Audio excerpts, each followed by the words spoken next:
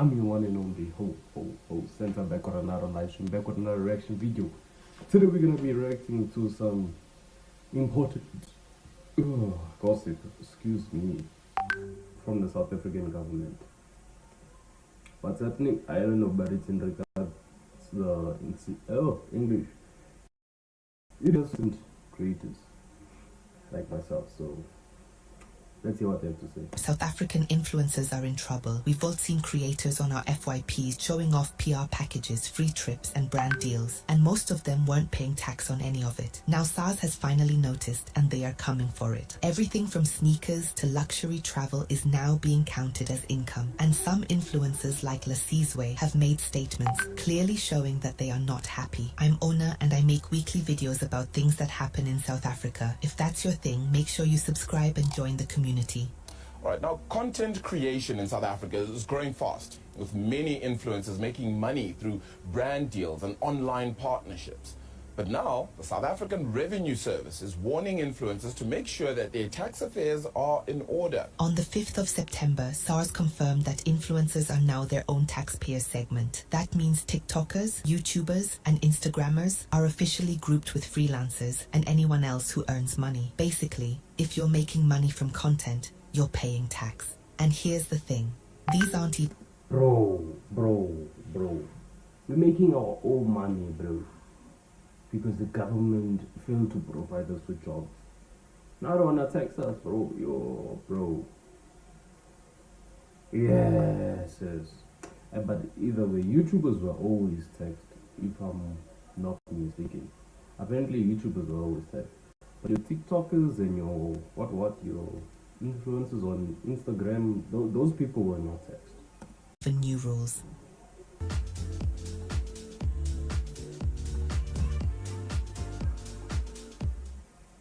SARS is just taking them seriously now. They've said they'll use AI, data matching, and lifestyle audits to check if your soft life online actually matches your tax return. So if you're posting BMWs but declaring the budget of a university student to SARS, you might be in trouble. This guy named Eugene explained it well. He said SARS doesn't care if you're a casual vlogger or a lifestyle influencer with sponsorships. If money or perks are coming in, it's taxable. Simple as that. And recently, SARS has announced that they are going to be targeting social media influencers and have advised them to get their taxes in order to avoid hefty penalties. They say that most of these influencers don't have the information or education because they might have started off with a small account just making funny videos at home, lip syncing and stuff like that, but have grown into quite a platform to be able to leverage that platform to be able to make money. He also pointed out something important. A lot of influencers started out casually, but now some of them are basically running full businesses without even realizing it. And SARS is not going to accept "I didn't know" as an excuse. Sponsorships. I didn't know. But again, I am a YouTuber, yeah. So it's whatever. Brand deals, trips, meals, all of it. The only time it doesn't count is if you just get a random PR drop that you didn't agree to promote. Otherwise, it's part of your income. They go on to say, all sponsorship, brand deals, free trips and meals, etc.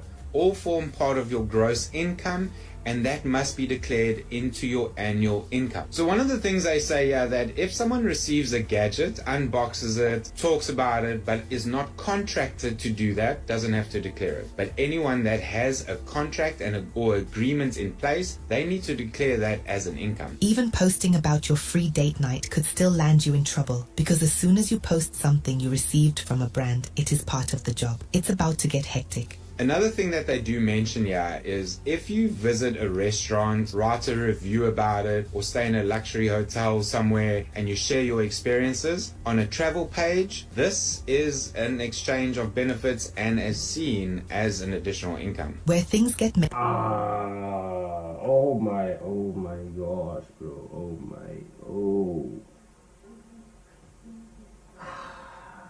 So what? Now content creators are gonna be considered as criminals because they don't pay their tax. Bro, we already have to go through enough stress of dealing with so many things. Now we have to deal with the government also. Nah, bro.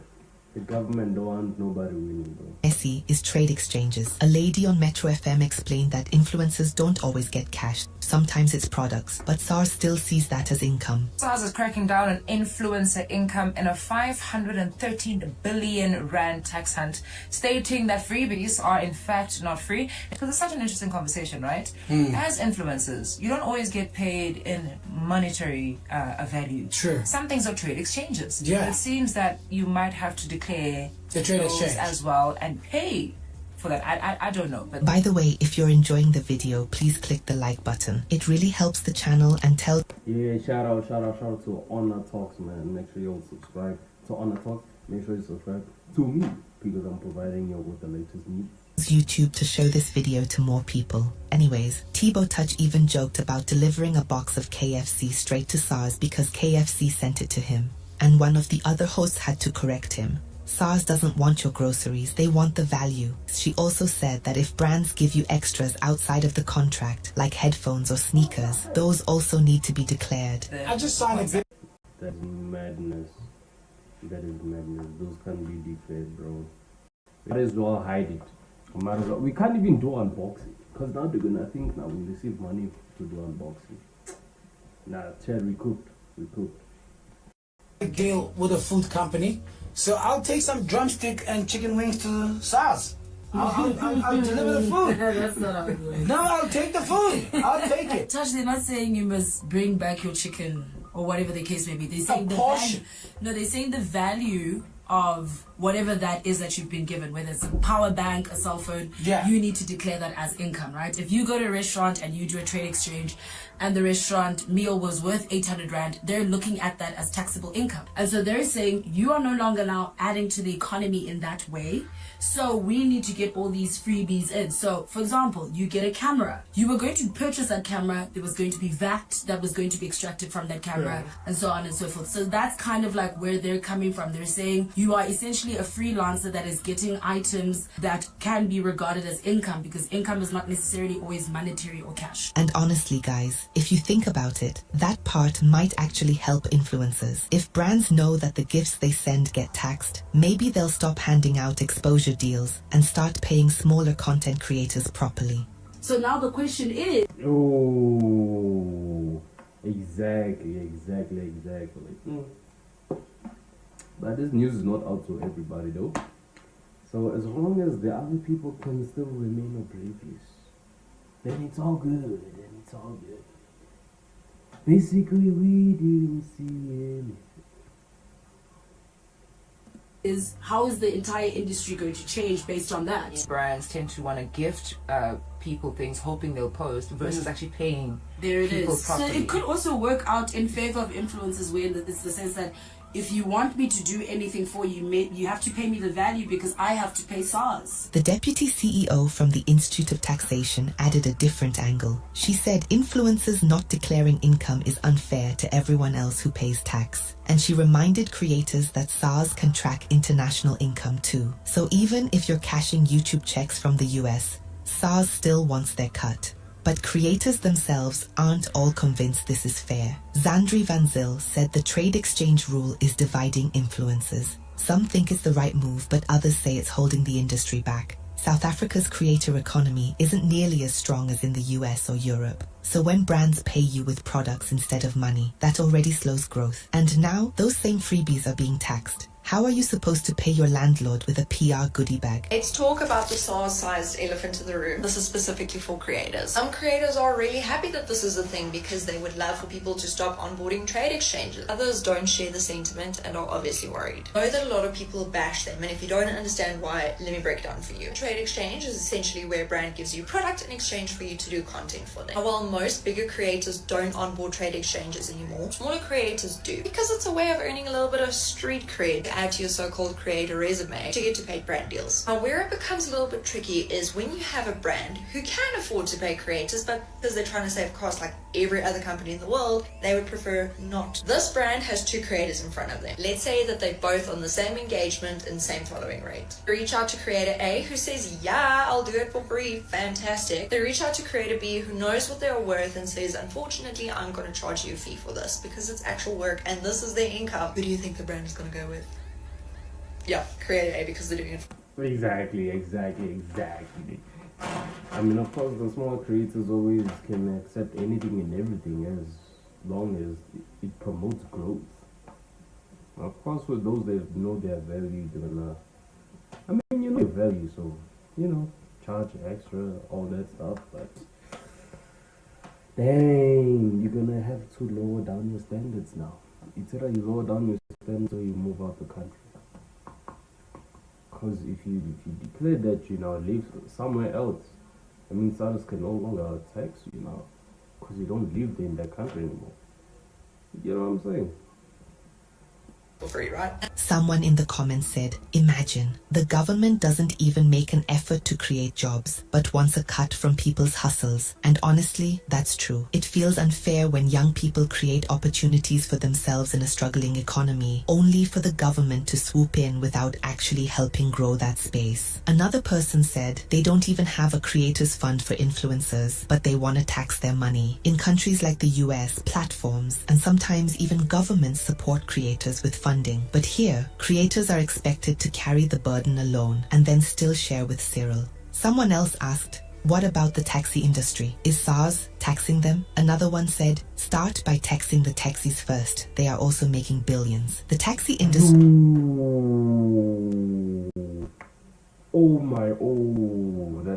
That is such a brilliant point. That is such a brilliant point, bro. The taxi industry, Uber, Bolt, bro. Oh my days, these people are cooking. They are cooking. Has been notorious for being hard to regulate. Yet everyday creators are suddenly under the microscope. But let's be honest, with all the violence that is involved in the taxi industry, I'm sure the government is scared to rub them the wrong way. Another comment said, no one wants to solve unemployment. Youth is trying to feed themselves, and here comes SARS. Someone else said, they want to make money. One day, we will be taxed for breathing air. That's funny. It's a clear reflection of how tired people are. From VAT increases to petrol levies, people are tired, and adding influencers to the list just feels like adding fuel to the fire. Even Lasizwe has spoken out against SARS. According to Sunday World, he argued that the move is unfair to many creators who are already struggling to earn a steady income. He also wanted to clear up the misconceptions about influencer life. He said, being an influencer is not as glamorous as people think. It's actually very tough to navigate this world, and even harder to reach a point where you can confidently invoice and charge for your work. Every single day, influencers are negotiated down, and it's ironic because when you walk into a store like Pick and Pay to buy bread, you'd never ask to negotiate the price. Yet, in this industry, our value is constantly questioned. Yeah, nah, he makes a value point. Content creators have to get their head together, bro. That time, what if you're a TikTok creator and you don't go live? Because if you don't go live, that means you don't get paid unless it's a brand deal. That means you're getting taxed for things. You're getting taxed for existing, bro. Oh my days, bro. Oh my days. You can't even show off, bro. We can't, bro. You put yourself in a Lamborghini, they go, oh my, it's over. It's over, bro. Oh my days, bro. You're gonna post yourself in your cousin's Lamborghini and they're gonna think it's yours, bro. Electricity, food prices,